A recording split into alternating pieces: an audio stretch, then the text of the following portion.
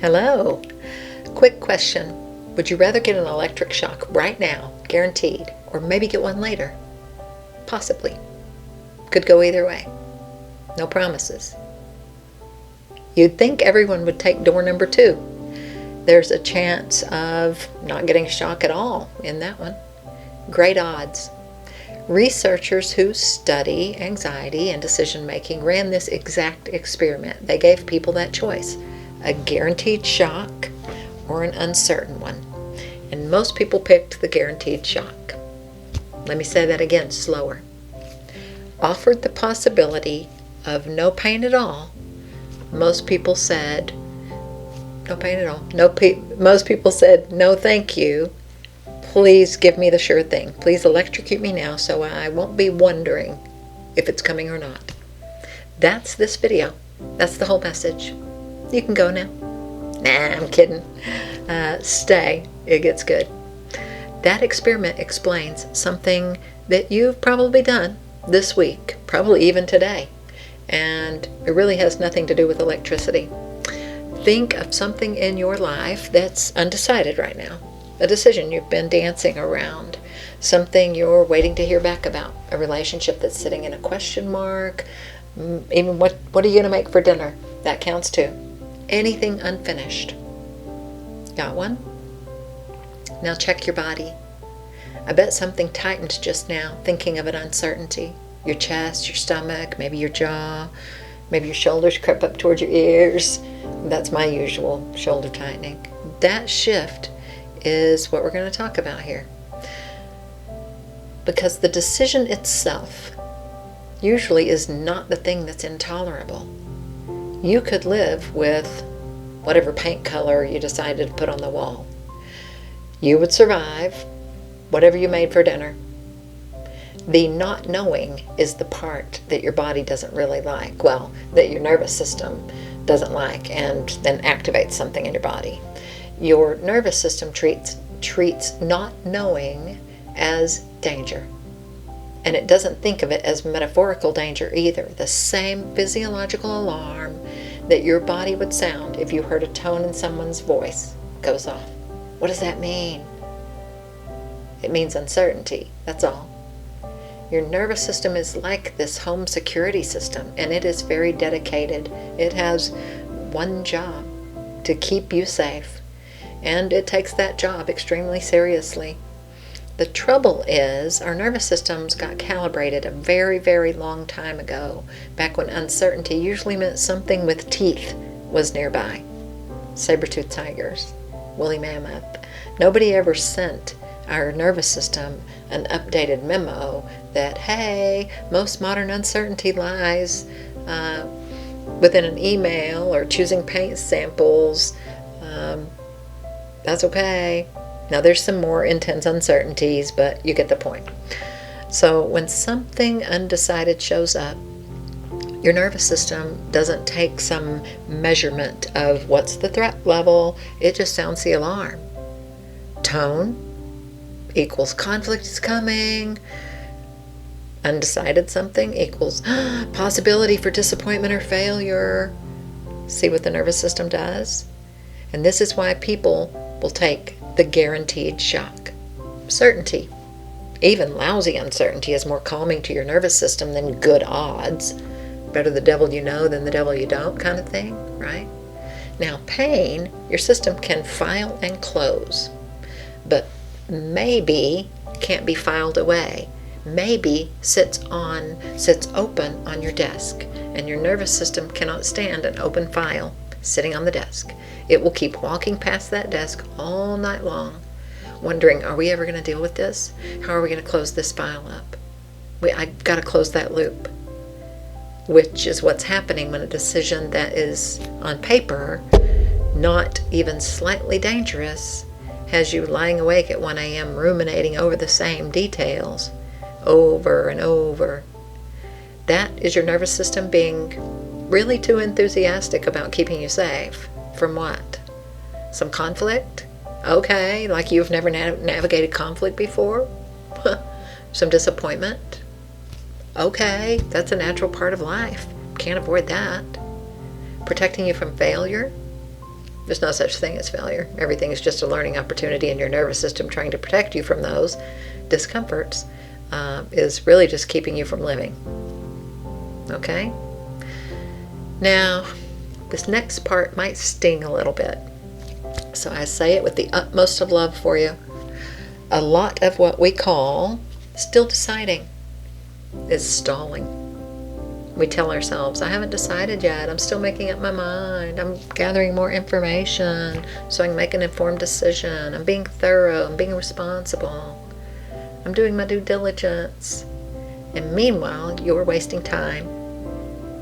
You're basically letting fear create avoidance for you and stall you into the same exact spot you were standing 3 weeks ago. Now, I am not throwing stones from outside the glass house, by the way. I live here too. I have researched decisions so thoroughly that I could have written a dissertation and framed the diploma in the time that I spent not deciding. So here's a test, and it takes 10 seconds, and it works on almost every decision. Real research changes what you know. Stalling only changes how exhausted you feel.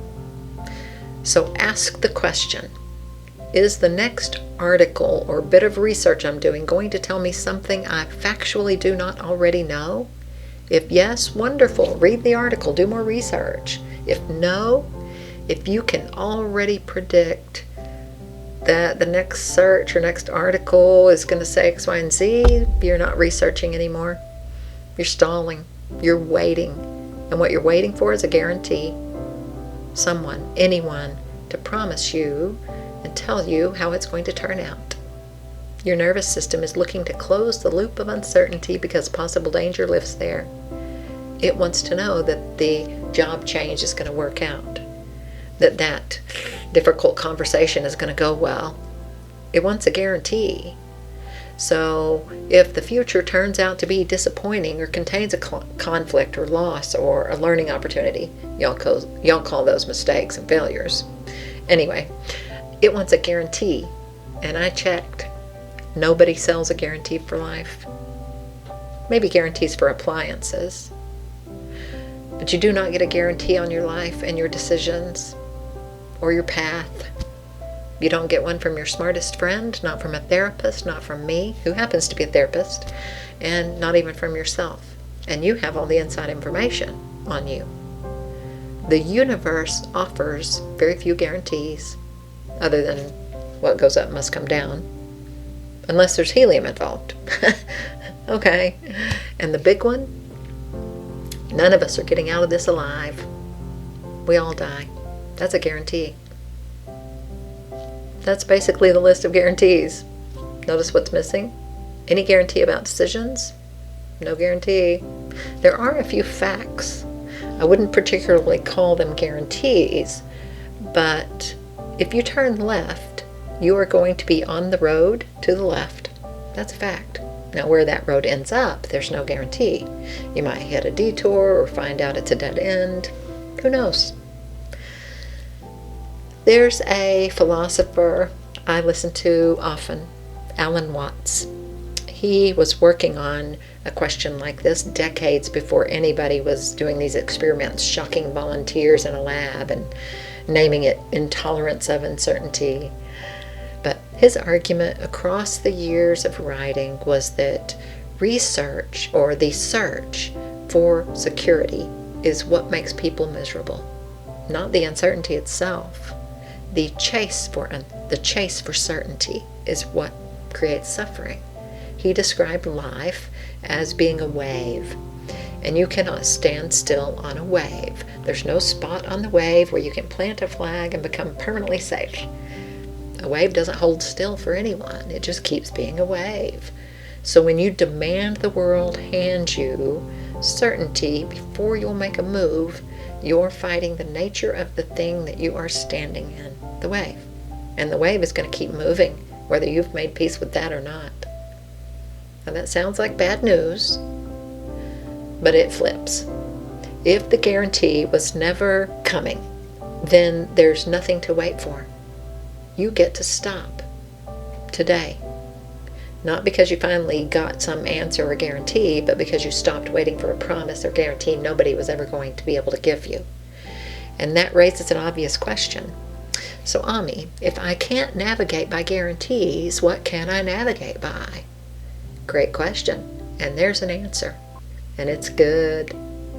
And I'm going to put it in the next video because it deserves its own space. So I'm not going to cram it into the last minute of this video. So for this week, though, the assignment's pretty small. I want you to just catch yourself in the act of grasping for a guarantee, grasping for certainty, doing the 15th search on a topic you already have enough information about, or catch yourself ruminating, looking for some guaranteed outcome. I want you to pause and ask yourself, is this a waste of my time? Am I searching for a promise that doesn't exist? Now, I don't want you to try to change anything yet. That's not the first step. Noticing is the first step. The alarm is still going to be going off. You are just going to be the one standing there noticing, saying, I see you, alarm. False alarm. Good system. Not really necessary in this moment. Now, be kind to yourself. You may not catch it in the moment either because this may be new to you. The beginning stage of change is awareness, and that comes from reflection. And reflection is after the fact. And that's great. When you catch it, I want you to say, high five, go me. I just increased my awareness of the false alarms going off. That's how change starts. So that's all for today. Pay attention to yourself. Try to catch it after the fact. Reflection, that's great. And then catch the next video to find out if you cannot navigate by guarantees, what do you navigate by? So, I love you. Take care of yourself. And I'm sending you peace and light.